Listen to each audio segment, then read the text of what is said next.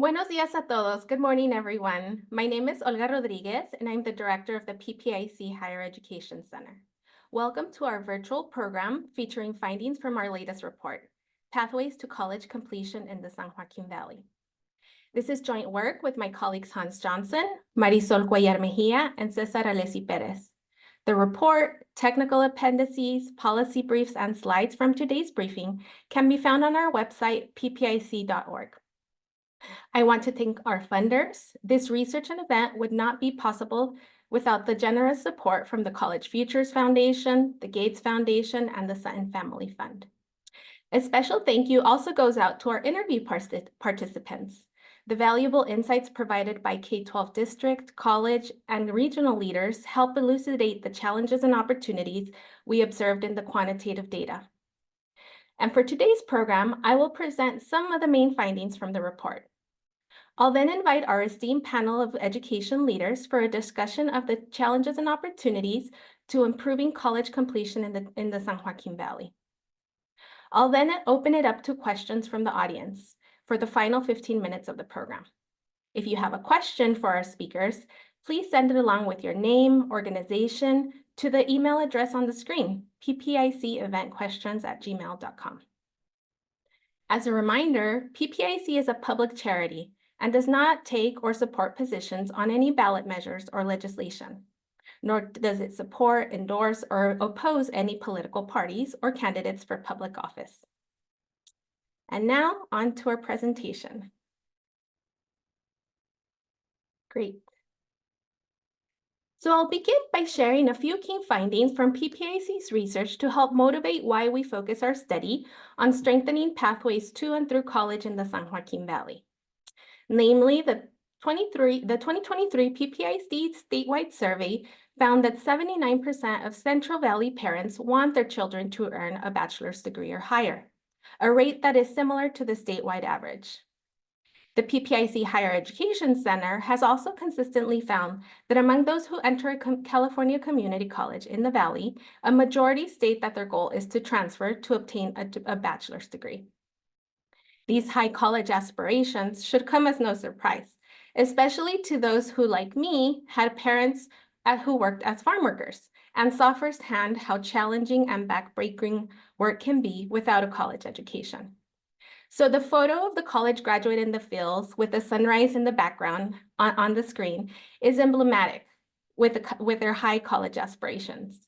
Parents and students in the Valley see higher education as a key to a brighter future, including greater career and economic opportunities. Another major reason we focus on the Valley is that it is one of the state's most populated regions, as shown in this map. Within California, the San Joaquin Valley ranks as the state's fourth most populated region. With 4.3 million residents, it matches the size of the entire state of Oregon.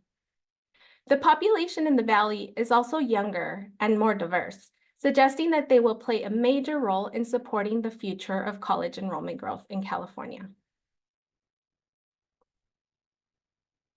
So next, I'll start with a challenge. Despite the high college aspirations, the San Joaquin Valley has relatively low levels of educational attainment. Among adults in key working ages, only 19% of San Joaquin Valley residents have a bachelor's degree, the lowest of the seven major regions in the state. When we examine the path from high school to college completion, we find a number of challenges and opportunities.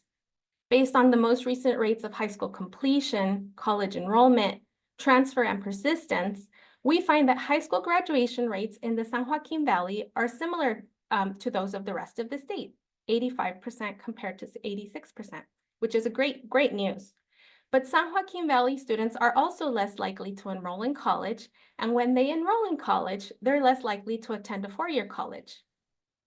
Ultimately, what this means is that out of 1,000 students who start 9th grade in the San Joaquin Valley, only about 1/4 are on the path to earn a bachelor's degree anywhere in the US, compared to over 1/3 in the rest of the state. When we assess the path to college by income and race ethnicity, we also find that lower college completion rates are there for low-income students compared to their middle and higher income peers. We also find that Asian students are more than twice as likely than Latino and Black students to be on the pathway to a college degree. So you might ask, what's driving these findings? When it comes to college-going rates of the most recent high school graduates, the latest data from the CDE, California Department of Education, shows us that only 57% of recent high school graduates go on to college in California or elsewhere in the country within 16 months of graduating from high school. And this is substantially lower than the rest of the state and much lower than the state's wealthier regions. And notably, the San Joaquin Valley ranks last in the share that go directly to a four-year university. On the other hand, San Joaquin Valley has a relatively high share that go on to community college. So what this means is that transfer is much more important in the San Joaquin Valley than in some of the other regions of the state. And as I mentioned earlier, we know that the vast majority of community college students coming into the institutions declare a goal to transfer. Next, when we explore the variation in college-going outcomes across the valley, we find that college-going rates vary widely across districts. So the chart here shows college-going rates by whether or not a student is socioeconomically disadvantaged, as defined by the California Department of Education. Each bubble is a high school in a district. The size of the bubble is the number of socioeconomically disadvantaged students enrolled. So the districts in the orange rectangle here on the square have stronger results, with college-going rates above 60% for both advantaged and disadvantaged students. The most striking feature of the graph is that many districts actually have good results for both groups of students. And I want to say that several districts in the Fresno County stand out here, including Fresno Unified School District, which I signal on the map. That suggests that having district or school policies and practices that lead to a college-going culture benefits all students. And our panel discussion, which includes Tressa Overstreet for Fresno Unified, can help us delve deeper into why this is.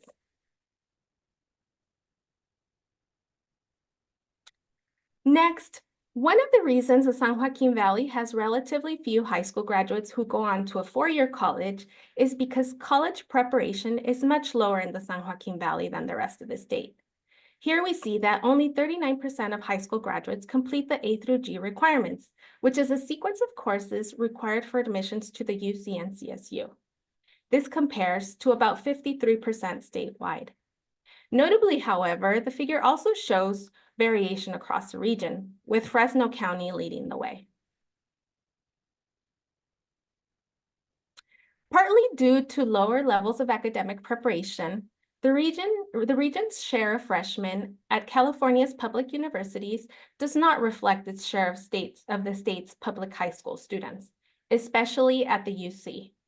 In this figure, comparing the dark blue bars to the orange bar, we see that San Joaquin Valley high schoolers are significantly underrepresented among freshman enrollment at UC.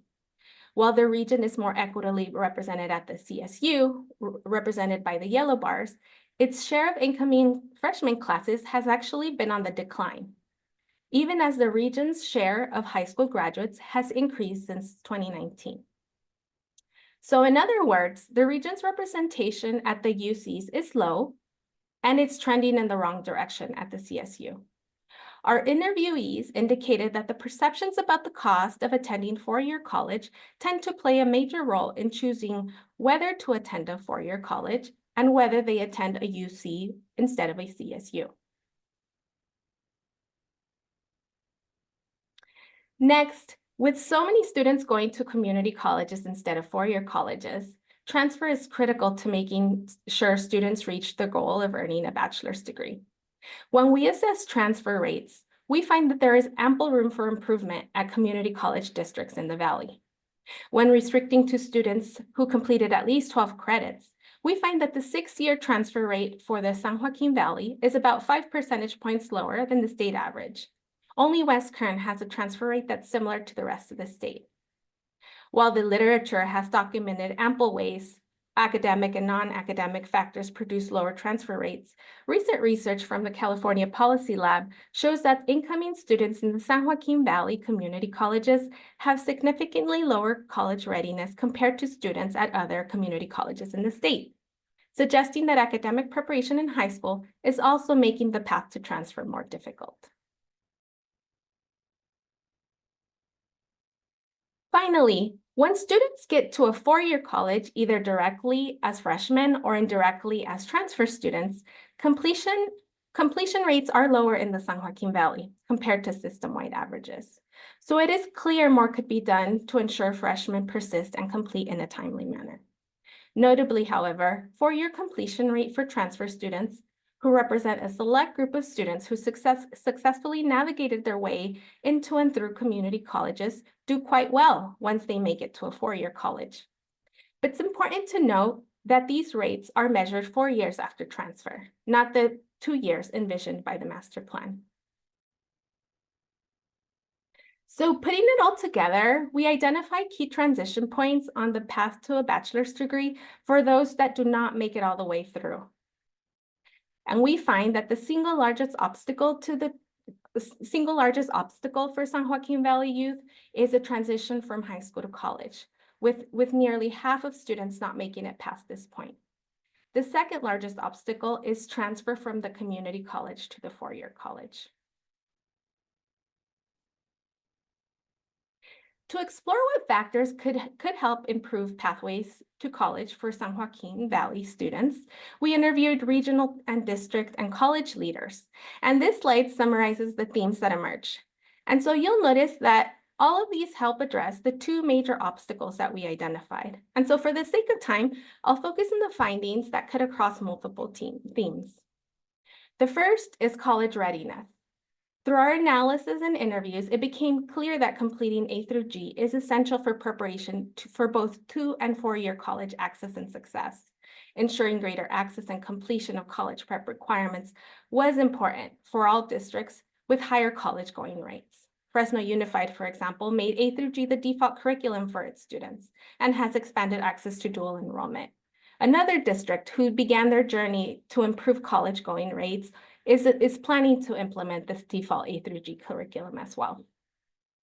The next one is college acceleration. Expanded and more equitable access to dual enrollment, especially to gateway courses like English and math, is key. San Joaquin Valley has been ahead of the game on this one, having identified this as a priority through their K-16 collaborative efforts. They have established a dual enrollment math and English instructor upskilling program, which Ben can speak more about during the panel. Last, I'll say that college knowledge and support was also critical. The data show us that students and parents have high college aspirations. Ensuring they have access to the information they need to support a successful college transition is key, especially for first-generation college students. Orquídea can speak more about how the effort she leads at the Center for Educational Partnerships is helping fill this critical need in the Valley. Now on to our recommendations. So to conclude, we used our research to frame a set of recommendations to help inform future policy and practice. The discussion with our distinguished panel of San Joaquin Valley leaders will be delving into some of the work already occurring in these areas. So for now, I'll highlight just one, and that is the importance of regional coordination and collaboration. The Valley has been a leader on this front, and through groups like the Central Valley Higher Ed Consortium and the state's investments in K-16 collaboratives, the expansion of dual enrollment, and guaranteed admissions programs, the future of college completion in the Valley looks very promising. And as researchers, we look forward to the day when we can use the Cradle to Career data system to examine how these efforts have impacted college going and completion in the Valley. So this wraps up my presentation. I'll now remind the audience to submit your questions for the speakers.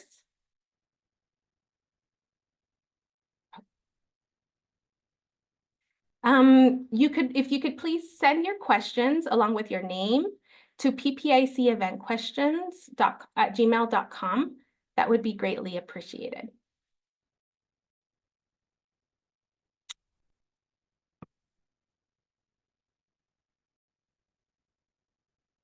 I would now like to welcome our panelists. Their bios may be found on the PPIC event page, so for the sake of time, I will only do brief introductions today. So we're joined today by Benjamin Duran, Executive Director of the Central Valley Higher Education Consortium. We're also joined by Orquídea Largo, Associate Vice Chancellor and Chief Outreach Officer at the Center for Educational Partnerships at UC Merced.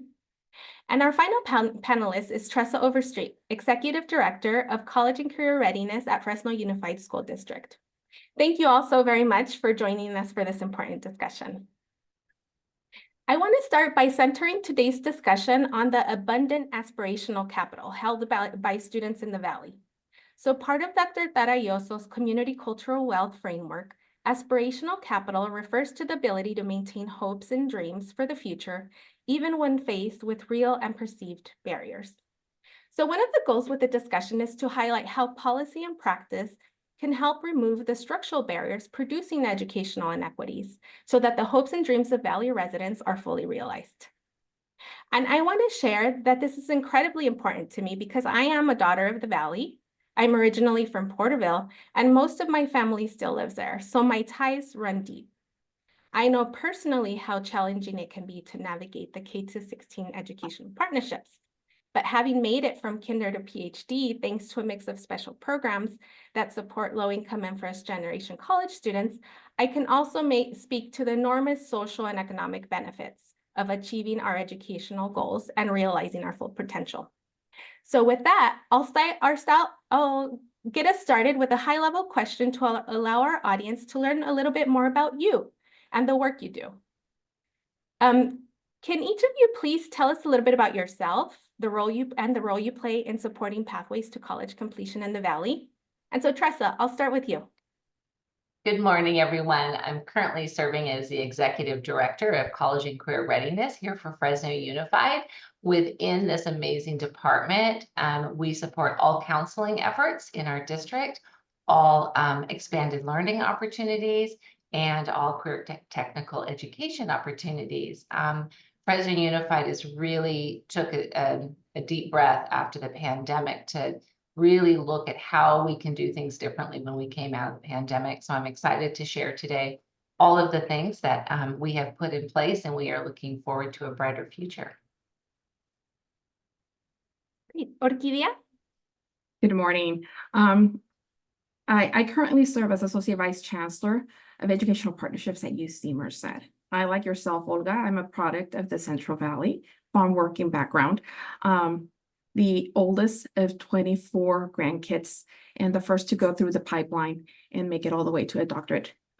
So this is quite an important panel for me because it really speaks to the work that we are currently engaged in through the Center for Educational Partnerships, which is really to build up that pipeline of socially, economically disadvantaged students that pursue a post-secondary education upon graduation.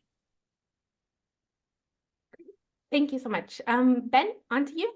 Yes, good morning. I'm happy to be with you this morning as well, and also a son of the Valley. Actually, my family came to Texas from Texas when I was just a little kid.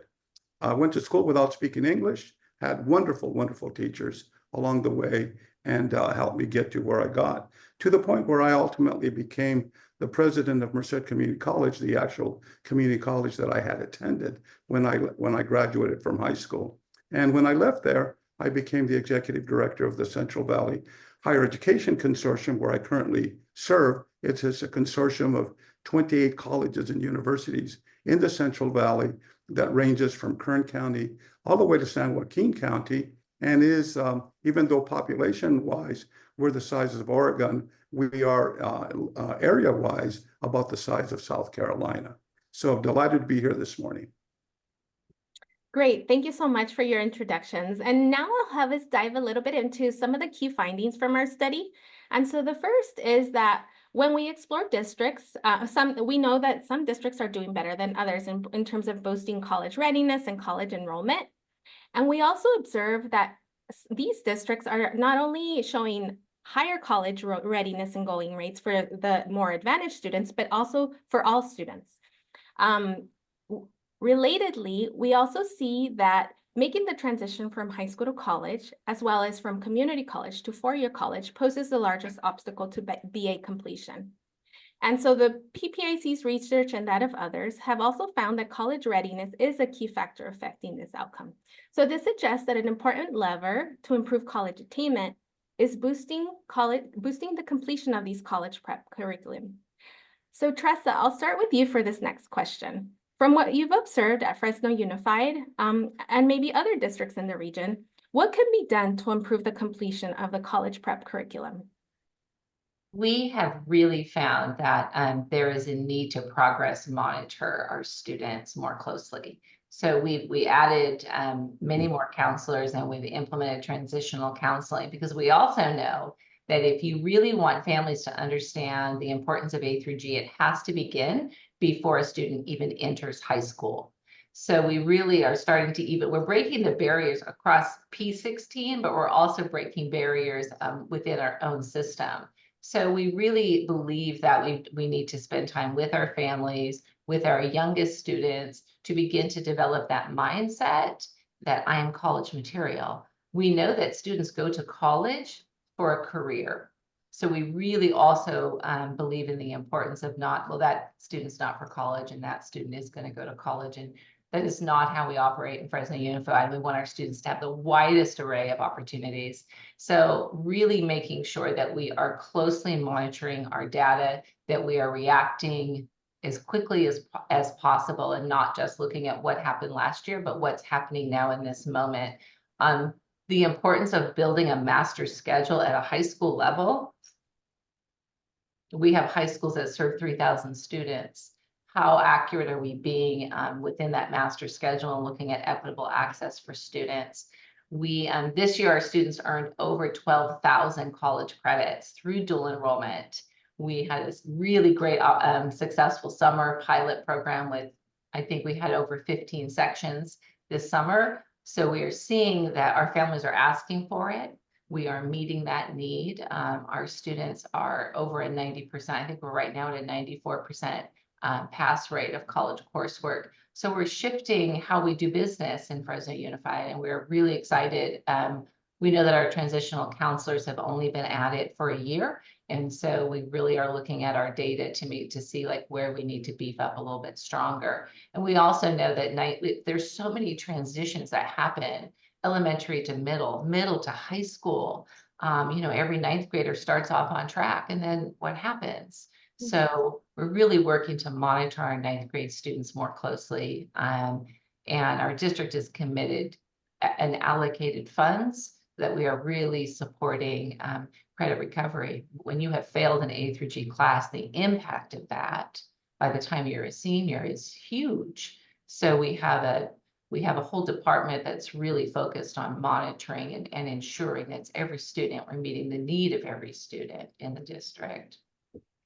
Fantastic. Thank you so much, Tressa. And thank you so much for also acknowledging the role of engaging students even when they're younger, before they even step on the high school campus, and including families in this important transition. And so, Orquídea, I know your team does a lot of work directly with San Joaquin Valley students and families.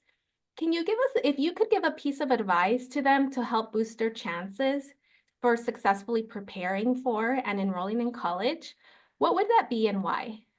Well, I'll start off by saying that the Center for Educational Partnerships at UC Merced houses all of the student academic preparation and educational partnerships tasked with establishing collaborations and district partnerships throughout the valley, as far north as San Joaquin and as far south as Kern.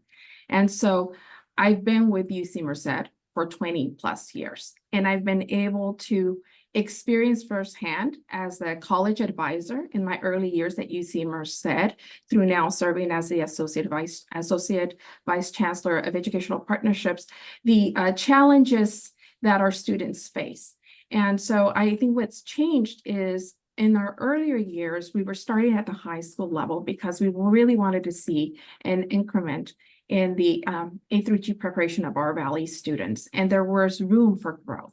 And what we're seeing over time is that students are much more aware of their opportunities and have become much more assertive, and are policies and procedures at a district level have also changed to better serve our students. But I think what our students need to recognize is that waiting until high school is already too late.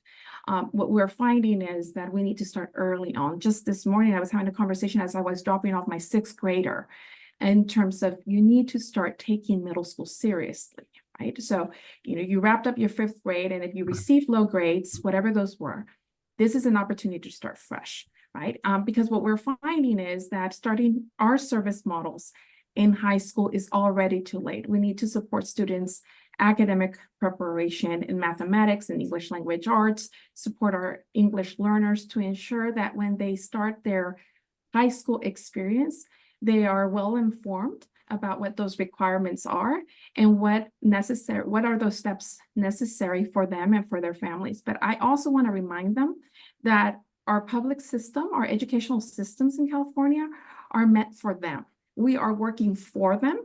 And so it's not an inconvenience for them to approach their teachers, their counselors, their principals, and to really declare what path they want to follow and how they expect our educational system to support them in pursuing their college aspirations. Wonderful. Thank you so much, Orquídea. I'll jump over to the second barrier that we identified, and that was the transfer from community college to the 4 years.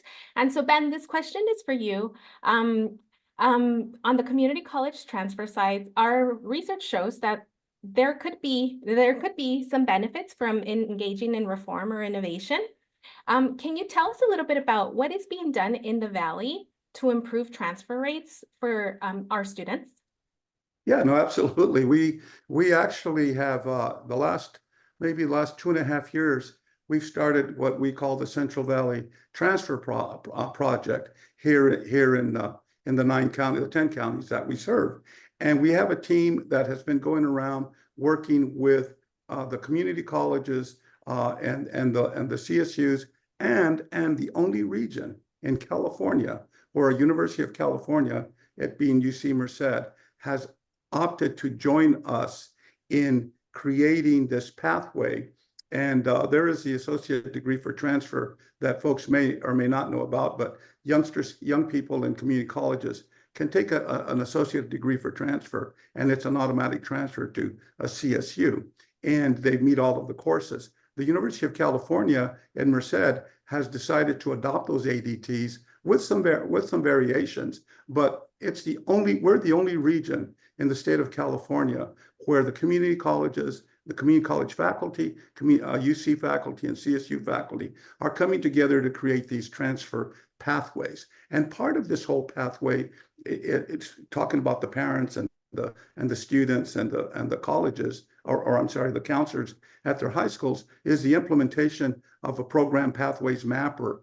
It's an application that we include that allows parents and students anytime, literally anytime today, they can go online and they can start to go to UC Merced or Stanislaus State or Bakersfield, CSU Bakersfield, Fresno, and they say, I want to go there. I want to transfer from there, here, and there. And it literally has laid out in a number of degrees or a number of pathways, a number of courses, bam, bam, bam, what they got to take. So they're not taking additional courses. They're not taking extra courses. So we've been going around the Central Valley, ultimately implementing this in the last couple of years. We think it's going to have a huge impact on the transfer numbers. We already see that youngsters who were involved in the PPM and the transfer project are transferring at greater numbers than those that are seeking their own pathways. And so we're really, really excited about it. We just literally have had, we're going to have a meeting with Fresno State in September, early September. They're coming on board. Stanislaus State's coming on board. So we will now have the 3 CSUs, UC Merced, and all the community colleges by the end of the fall semester involved in this transfer project, which is really, really exciting. And another piece of this, because of the reputation that the Central Valley is getting around transfer, we actually were approached approached by the Office of the President of the University of California to do a pilot project, a dual enrollment pilot project here in the Central Valley. For those of you who may not know, the University of California typically does not either do online or dual enrollment program. They just don't do that. They have some new leadership at the provost levels and some of the vice chancellor levels where they're trying these things. And here between UC Merced and community colleges in the Central Valley, UC Merced will be offering some really difficult, hard to get math courses sometimes that young people need to transfer to the UC. They're going to be offering those online to community college students up and down the Central Valley. That's a big deal. It's huge. And because those students typically can't get those courses at the small community colleges or medium-sized community colleges, because sometimes they're not offered until maybe every other year or every other semester, and it holds them back. And so we're really excited about implementing this particular project, which is, again, unique in California. And hopefully what we're going to be able to do with both our transfer project and with the UC project is that we'll make it replicable so it can be replicated in Northern California, in the Inland Empire, in other parts of California that are similar to the Central Valley in terms of its challenges. Absolutely. Thank you so much for sharing that, Ben. It's super exciting. I'm always thrilled to hear the connections you guys are making with the Gateway Math and English courses, because all the research kind of points in the direction of, if we have to focus our efforts, I think these are key levers. I've been thinking a lot about kind of the promise of the pathways mapper, and also thinking about how important it could be and how powerful it can be to give our middle and high school students access to this information as early as 8th and 9th grade. And I think this aligns well with Chancellor Christian's vision to have all 9th graders take dual enrollment, because they could see what this course curriculum map looks like, and aligned, and they could explore various careers, right? Like it tells you what courses and what sequence you would need to take them in order to achieve this goal, and start taking some of those courses through dual enrollment, right? So by the time you even enter college, you've already made significant progress, potentially even earned an associate's degree, and could be ready to transfer as an upper division student. And one of the things that you mentioned it as part of the UC enrollment project is the integration of online courses. So the California community colleges have what is known as the California Virtual Campus. And I'm curious to know how if there are any plans to integrate the California Virtual Campus to the Pathways Mapper, so that a student doesn't have to wait another semester or another year for a course that might not be offered at their current community college. So say a Porterville College student could take a course that's closed from Pasadena City College and continue to make timely progress towards their degree. And I'm curious to know if so the UC project seems super exciting for students already in college, but for others, are there plans? What barriers do you see in integrating something like the California Virtual Campus more fully to boost transfer pathways? Well, from my perspective, I don't see any barriers other than the willingness of the folks to come together to have this conversation and this discussion. We are, in fact, having, with respect to the transfer project, we are having actually conversations with UC Irvine and some of the community colleges down there who have heard about what we're doing, and the expansion of not only the transfer, but the marriage, if you will, of dual enrollment, the importance of dual enrollment to the transfer process, especially for high school youngsters, getting their gateway courses the heck out of the way before they get to college, because we know that will set the pathway for them to get to the degree in a timely manner. So with respect to the chancellor's office, to the virtual college there, certainly we're open to having conversation with them. It's open to anybody right now, as it is. I mean, but with respect to the transfer project, getting back to to the program pathway mappers. Literally, if any parents or anybody is listening in right now, when they get off of this webinar, they could literally get online and start looking up colleges in the Central Valley to figure out what pathways they would be. And as a result of that, what we're hoping to create is an environment here that has merged dual enrollment to dual enrollment with transfer, with pathways, and that sort of thing. When we had a dual enrollment convening of faculty and directors a couple of years back, one of the big issues was this whole notion of random acts of dual enrollment, that there was dual enrollment that was being offered, but kids were taking dual enrollment and were getting college credit, but not necessarily courses that were in a particular pathway. So one of the things that came out of that was this notion of creating pathways, and Tessa can talk more about these pathways. I mean, but you've seen, we've started to see these pathways where young people, literally as early as the 7th and 8th grade, can start looking at Program Mapper and determine, hey, when I get to high school, I got to take this, and then when I get to college, I'm taking this, and they're on their way. So we're really excited about the integration of all of these sorts of efforts that will ultimately, we're hoping that PPIC comes back in 5 years and gets new data again and say, hey, where did these guys go from 5 years ago and where are they now? Because for me, it would be really, really interesting to see. Fantastic. Thank you so much. So we'll jump to our next question. And this one has to do with collaboration. So Ben, I'll start with you. So the Central Valley Higher Ed Consortium, I know your work aims to improve access, equity, and college completion for students in the Valley. And as part of these efforts, you convene leaders across the region. And in fact, it was at one of these convenings that I presented early findings from their study, and I had the pleasure of meeting Orquídea in person. I also connected with other Valley leaders, so I could see why regional collaboration is critical to helping improve pathways to college completion.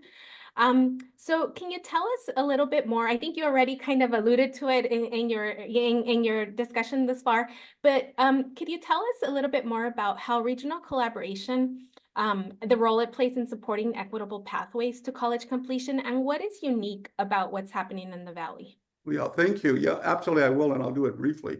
But in the Central Valley, we literally do work under an umbrella of equity. Have since the inception of the consortium back in 2002. Equity and reaching out to underserved populations was the big driver. But one of the things that we found is when we brought the presidents and chancellors of colleges and universities together in a collaborative manner here in the Central Valley, there were no barriers amongst each other. Nobody was challenging each other. There was no territorialism or anything like that. It's truly a collaboration. And so when we do these other convenings around dual enrollment or mathematics, which we will be doing, creating pathways for mathematics for kids out of high school into mathematics. So dual enrollment, mathematics, all of these other convenings that we're going to be doing, they're all based on the very model that the Central Valley Higher Education Consortium was built on, which is let's bring collaborators from all up and down the valley, and then let's learn from each other. Because as you've mentioned, some people, some districts and some colleges are doing a little bit better in certain things than others. And so when we bring people together, they can learn from each other. And we have those sessions where we say, hey, we're presenting these folks and we're presenting these folks. They're doing this really, really well. And what we're finding is people are going to them and saying, how did you do that? How did you all come about? So that's the value of collaboration. You really, in a region our size, that's a big deal. But when we're able to do it in a way that people in Bakersfield might be in touch with somebody up in Merced because Merced's doing something a little bit differently, or someone up in Delta College in San Joaquin can be reaching out to somebody in Porterville. It's really exciting. So collaboration for regions like the Central Valley, the Inland Empire, the Northern State, all of those sorts of things are really, really essential for us to be able to come together and share with each other like best practices that ultimately lift the entire region. Fantastic. Thank you so much, Ben. And so Orquídea, for the work you lead at the Center for Educational Partnerships, can you tell us a little bit about how regional collaboration helps improve the pathway to college in the work that you do? I think this is an exciting time. I want to kind of tag along Ben's comments just now. The work that we do at the Center for Educational Partnerships is not necessarily strictly student-centered. There's a lot of district-centered work taking place, a lot of collaboration. We're part of various P16, K16 councils throughout the Valley. And I think right now what's exciting about these times is the state's investment in further developing those K16 collaborations. And I think given UC Merced's prime location, we've become an ideal UC partner for the current pledge, K16 for our Fresno, Madera, Tulare Kings collaborative, the Sierra, and then what we've come to find out is that with the Budget Act of 2021, the recent Budget Act of 2021 and the funds that were made available, the Merced, Stanislaus, and San Joaquin did not have an established and mature collaborative. So UC Merced is currently spearheading that effort on behalf of the Tri-County region. And it's a very exciting time because it's allowing UC Merced to go beyond that student-centered approach and really engage with our colleagues from the community college system, CSU, our K-12 partners, and the workforce, and really developing these priority pathways that the state has declared, such as healthcare, business management, education, and engineering and computing. And so in these 4 different regions that UC Merced is currently involved in, we have an opportunity to contribute to developing these key pathways, whether it be through our student-centered work, through our research, or serving as a fiscal agent, a fiduciary agent for the Northern K16 Collaborative, and really contributing to the alignment of efforts of developing pathways as early as K-12 to and through the various post-secondaries up to the workforce, and really engaging in very mindful and equity-minded ways, and ensuring that there's an equity of voice. And it's truly become a collaborative environment, climate, I think, for the San Joaquin Valley, one where we feel as that UC Merced is a strong partner and contributing in very unique ways that are not necessarily similar to Ben's point. In Kern, our efforts may be student-centered, around math development, implementation of math academies, whereas in other regions, it might be focused on making use of data, providing access to our programming and our researchers to help inform their K-16 practices. So it's an exciting time. And I think, to Ben's point, we're looking forward to an invitation back to share what the findings suggest in terms of how these efforts played out. Fantastic. Thank you so much. And so I think you highlighted a kind of excellent examples of the sort of collaborations that are happening. And so now I'll hand it over to Tressa. I know Fresno Unified has also been engaged in very successful regional collaborations, and your outcomes already are starting to show it. Can you say a little bit about how these efforts have helped improve pathways to college for students in the district? I think that both of my colleagues have really spoke to the need for alignment. Working within a K-16 collaborative has really broken down silos that historically have been in place that have been really difficult to break through. The Fresno Madera K-16 collaborative has brought co-design opportunities so that we really are building these pathways, not only for what our need is, but for what we know could be, should be for our students. I believe really strongly that we have developed this powerful co-design model that we are co-owning all of this together. It's not, oh, you're not doing a very good job getting kids ready for us. It's really backwards mapping where we want our students to end up. And then what does that look like for all of us? I am sitting in design sessions with college presidents, with math instructors, with superintendents, has really been a powerful shift, I think, within the San Joaquin Valley. Fresno Unified is a large school district. We're the 3rd largest in California. It is there's a big lift that needs to happen. And we truly believe that we are stronger together. This is going to take a community lift to shift our regional socioeconomic status. Our students deserve pathways to hope. And I do believe that when we are co-designing, offering options with math, really digging into our A through G and doing it together, our outcomes are going to be, we are really excited. Like, I can't wait. I agree. I can't wait for you to come back in a few years and see how much farther we've gotten, because we're going to go farther together than we are in silos.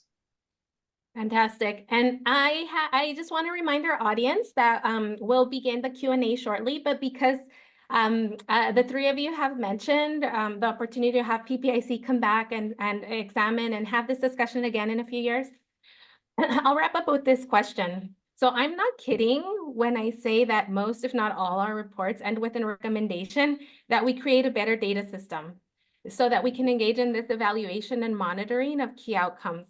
And I know that the Higher Ed Center research team and I are all dreaming of the day when we'll have access to this cradle to career data system so that we can track and monitor these improvements. And so that the next question is, I'll start with you, Orquídea. Can you tell us a little bit about how you use real-time data to inform and strengthen your efforts for college access and success in the region? Sure. So like I said before, I've been with UC Merced for over 20 years, and I joined an up-and-coming campus and helped establish the Center for Educational Partnerships at a time where we had no access to data. We didn't have a longitudinal system, and very much looking forward to the cradle to career data system and what that can afford us. But because we didn't, in the absence of a data system, we had to prioritize the development of homegrown systems that would help inform our practice. Tress is here, Fresno Unified was a key partner in us really developing robust homegrown systems to support the governance of our K-12 partners. It started with a partnership with Fresno Unified that has now extended to Sacramento City Unified and to charter schools. And so we now have an opportunity. I think for us, the opportunity has always been capitalizing on the access to data. For us, in order for us to do our work, we've had to rely on memorandums of understanding and having data agreements with the partners that we serve, because only then will we be able to truly impact and support the work of the district. Without access to real-time data, then we can't shift our practices in real time. We can't engage in data-informed practices or help contribute to the modifications or enhancements of policies and procedures that are really hindering students' access to post-secondary. And we're finding, right, your research really speaks to the lack of college attainment in the Valley in spite of all of our efforts. And so for us, we've had to prioritize data over human capital, right? We will never have enough counselors to serve the districts that we currently partner with. Therefore, we have to find very unique ways, data being one of them, and engaging in either district-centered partnerships where we are working directly with the district, accessing their data directly, uploading it into our homegrown systems, and being able to QC the data and run queries and identify what are those gaps, and having these very data-centric conversations with our district partners in terms of this is what the data is suggesting. This is the story behind your data. And so let's have a conversation in terms of how you intend to address those gaps.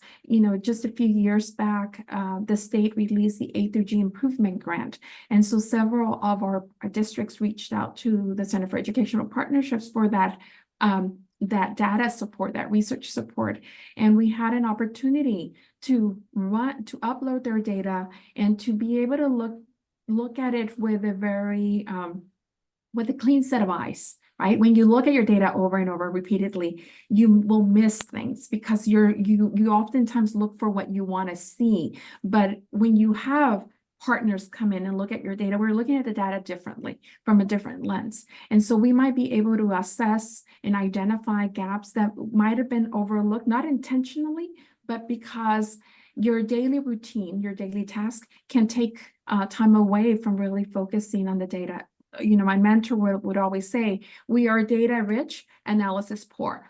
And I would say that sometimes at the center, we are guilty of that. We are uploading and we have access to over 20+ districts data, right?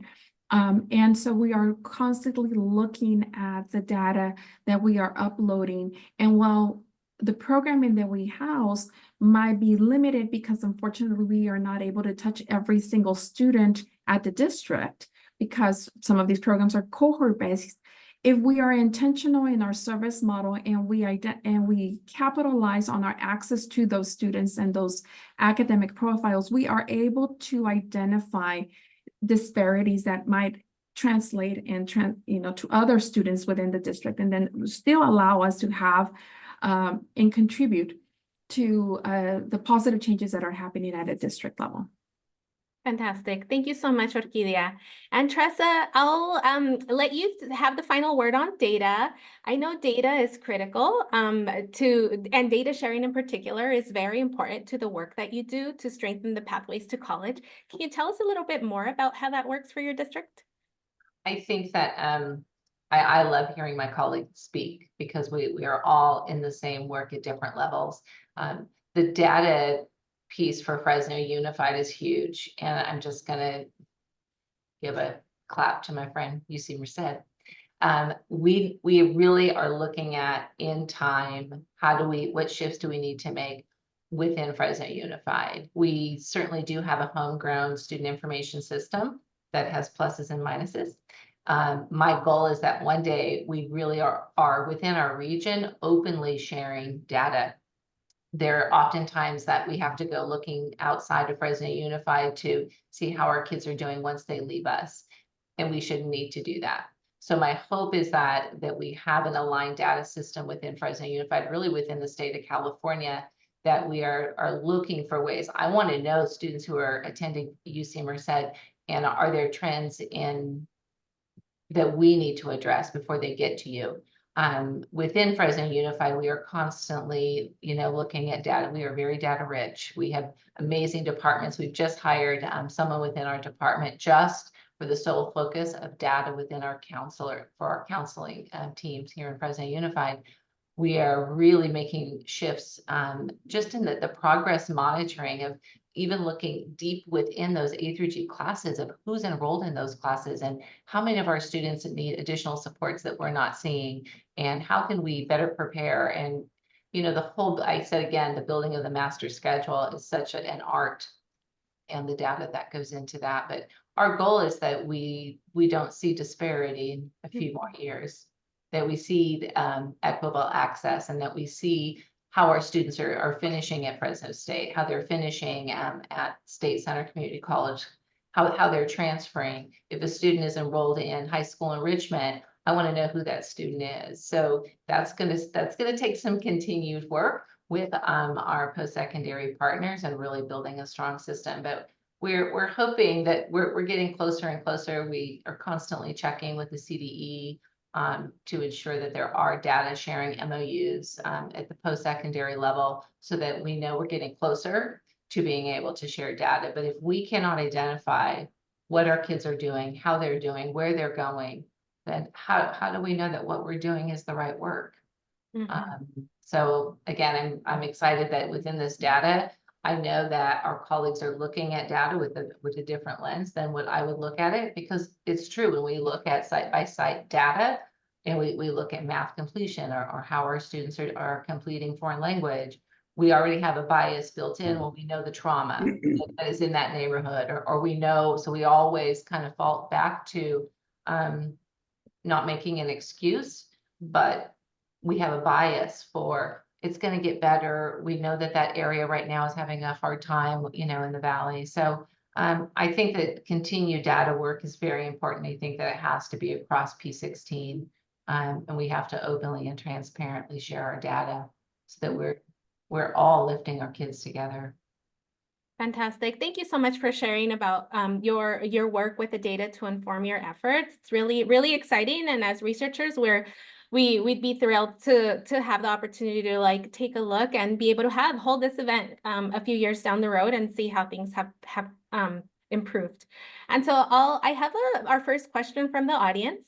It comes from Tati of the UC Chicano Latino Alumni Association. And so he asks, how important is it to have bilingual teachers and counselors reach out to Latino families and students regarding their college opportunities? You know, I'll jump in on that if you don't mind. When I was a superintendent of a high school district, that's exactly what we used to do. I think that when it would be interesting to see when you looked at the research of some districts, some places doing better than others in the Valley. My sense is that those are districts that have probably gone out and have in fact selected counselors and teachers that are bilingual in Spanish or Hmong or whatever the languages are for those particular places. So I think it is important. I think that both Orquídea and you could probably say, you know, when I ran into my first like Latina teacher, you know, it really inspired me. It really helped because there's an awful lot to be said.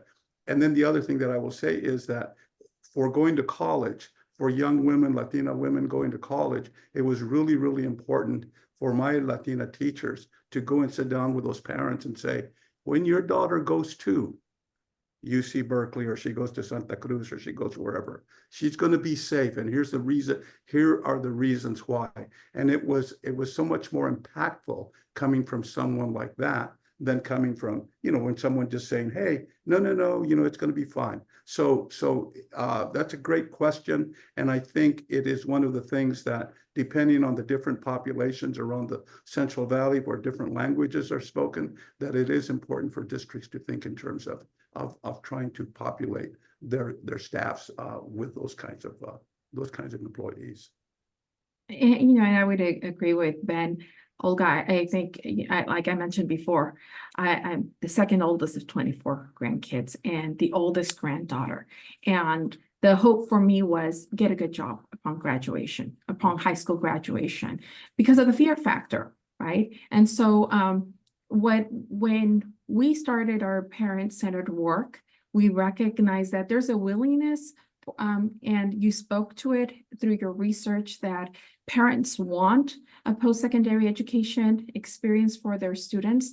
But what we have found, and a few years back, what we found is, you know, you have unwilling parents of willing students, and it's not that they're unwilling to support their post-secondary journey. It's just that they're not necessarily supportive of them leaving, in this case, the Valley, right? Leaving their region. They want them to stay local. And to Ben's point, you know, we saw that, you know, I can recall the experience of a student that had, from the Northern Valley, had gotten accepted to UCLA, you know, 4.0 plus student.